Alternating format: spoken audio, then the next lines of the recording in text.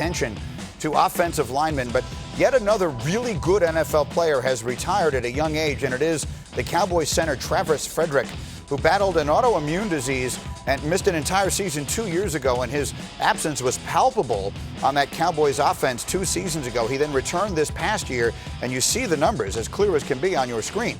Without him in the middle of their offense was not particularly good, at least statistically, and with him back, obviously it made an enormous difference. And so as I go back to Dan Orlovsky here on this, you know, Dan, you were mentioning that that losing a center for a quarterback is a very big deal. As we called it sneaky big news, people may not realize just how big a deal this is.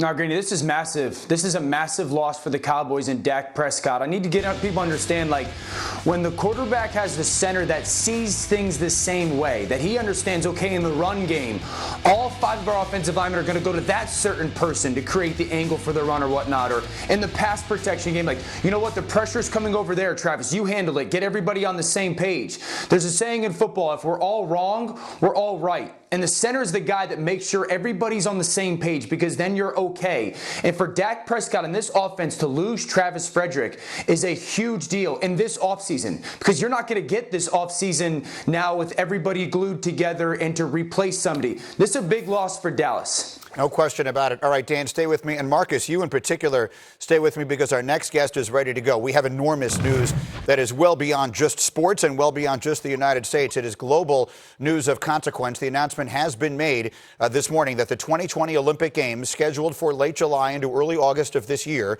in Tokyo, will be postponed for a year due to the coronavirus pandemic. The IOC made the announcement after a meeting with the Japanese Prime Minister, who recommended the postponement. And I'm delighted to be able to bring in on the phone one of our best-known Olympians. She is a dual U.S. Olympian, Lolo Jones. And Lolo, we thank you very much for doing this. I know that you reached out to Marcus Spears, who was a friend of yours, because you wanted to come on and comment a little bit on what this has been like as an athlete and for the athletes preparing for this, and now the news that the games have officially been postponed. So first and foremost, Lolo Jones, what is your reaction to the postponement of the 2020 games? Wow, I am overwhelmed just with satisfaction that finally a decision was made. I mean, I don't think people were really understanding. Like, we're stubborn athletes here. We're driven athletes, and we were trying our best. Our job is to overcome impossible odds. So we kept trying to train, because the Olympics and the IOC said, hey, the Olympics is happening. Stay ready, stay ready. Well, everything kept shutting down. So you saw Olympians and Olympic hopefuls all around the world trying to go outside in public, putting themselves in danger, putting their communities at risk, just because the IOC would not shut us down. Well, now we're officially shut down. I'm so happy we can all just take a deep breath, pause, reset, and focus on global health. Marcus, you want to jump in? Yeah, Lolo, you and I, obviously we spoke, and for everybody out there in America, Lolo's like a sister to me. This discussion was heated because I didn't understand. So I asked you to help me understand what were the athletes having to do, Lo, in order to try to continue to get ready for the Olympics, not knowing what the outcome would be. So the main problems the athletes had issue with is, one, everything kept getting shut down. So a lot of Olympic athletes don't train at professional environments like your NBA, your NFL, because they're considered amateur. So we train at public universities. Well, the public universities were all shut down by governments, because governments were saying, hey, no group gatherings. And so we're going to high school and middle school tracks. Well, even those got shut down. I mean, you saw swimmers. They were trying to drive around in California and trying to find people who were rich enough to have a private pool that was big enough for them to get workouts in. I mean, it was crazy. It was crazy because we should have been home. We should have been home, safe, not trying to go outside in public and do exactly what the government wanted to do. Another reason why it was unfair, drug testing had been shut down. So therefore, you are not even drug testing the athletes at this point. How are you going to impose a fair Olympic Games if you're missing the most critical month of drug testing? And another thing, like Greece, Italy, China, they haven't been able to leave their house for weeks, maybe a month. Then you have Americans who are just now starting to get hit with this virus. It was unfair qualifying standards. Some athletes could train, some athletes couldn't. I mean, come on. It was just ridiculous. And so now, again, Lolo Jones, as you were told us a moment ago, you are relieved the decision has officially been made. So take us through, from the standpoint of an athlete, what this change will mean to you. The games have been pushed back for a year. How will that affect you, and what will you do from here? I mean, this affects me a few different ways that it would not maybe affect another Olympian. So one, I'm an older athlete. So for me to push back for an Olympic year, this was my last push, guys. I mean, it's great. I'm so thrilled that I was I was one of the voices to do it, but it directly hurts me in my career because I honestly don't know if my body has another year to train for the Olympics, but it's what needed to be done. Two, it affects me because I as well compete in the Winter Olympics. So, I can still do bobsled training. It's a little bit different than track training, but those qualifying processes would be around the same time as the Summer Olympic Games now. So I've really put myself in a pickle here. I've got to take it one day at a time. I know right now, immediately, I will probably be ordering a pizza because I have a whole nother month or, a year to get myself in shape.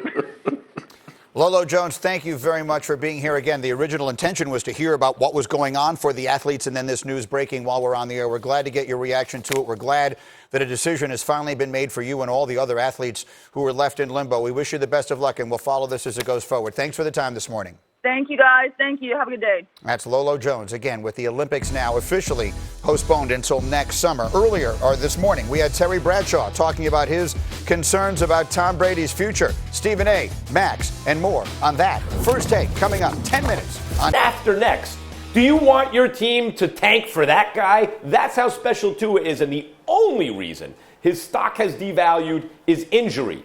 But he looked pretty good in that video.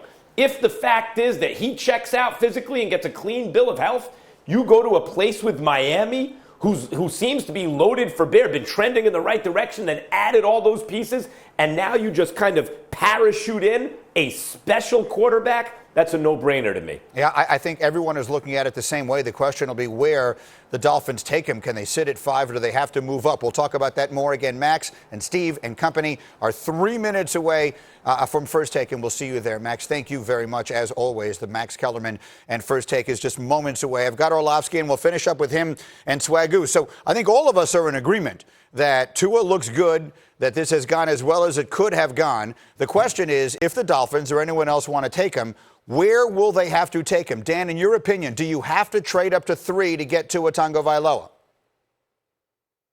Yeah, you do, Greeny. You got to go to 3 because it's going to take some courageous people to draft him, and then it's going to take some courageous people to miss on him. And if you're the Dolphins and your owner, Stephen Ross, and you're sitting there and you let Tua get past 3 and someone jumps you, the Chargers jump you to go to 4, and they go draft Tua at number 4, and then the Dolphins are sitting there going, uh-oh, what do we do? And then 10 years from now or 3 years from now, Tua's a superstar, you're all fired because you didn't make the move.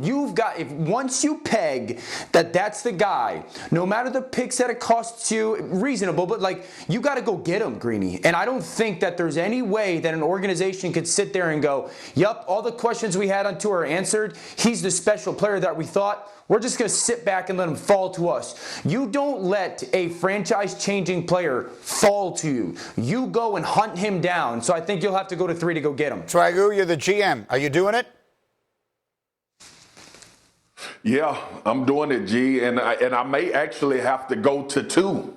And let the shuffling happen after me if I really want him that bad, because sitting there in Washington, obviously with Dwayne Haskins being there already, you may have to go up that early, especially if you have the Chargers right after Miami, who's number 6, that may feel like, hey, if we really want Tua, if we have to get Tua, we're going to be on the phone with the Washington Redskins, barring that Cincinnati is already done with Joe Burrow like we all think. I would 100% do it if I think Tua is going to turn into the Drew Brees. What you can expect, Dan, is between now and then, Washington is going to send out signals that they're open for business and ready to trade down. In your mind, is there any question they take Chase Young at number 2? Is he someone you could consider passing up? Nah, Ron Rivera and Jack Del Rio would take Chase Young at number 2. They should absolutely try to get people to think that they want to. If I'm the Detroit Lions, I've said this. I make everyone believe that I absolutely love Tua Tagovailoa, and then I hate Matthew Stafford. I want everyone to think that, and I would never draft Tua over Stafford for them. But if the Redskins are able to get somebody to come up to them, they've hit the home run. But somebody, whoever wants Tua, will have to go get him. We will leave it there, and we will have much more on this tomorrow. Dan, thank you. Marcus, thank you. And most importantly, again, thank you for getting up with us. We're going to get through all of this together as sports fans, and the fun continues next. It's time for First Take on ESPN.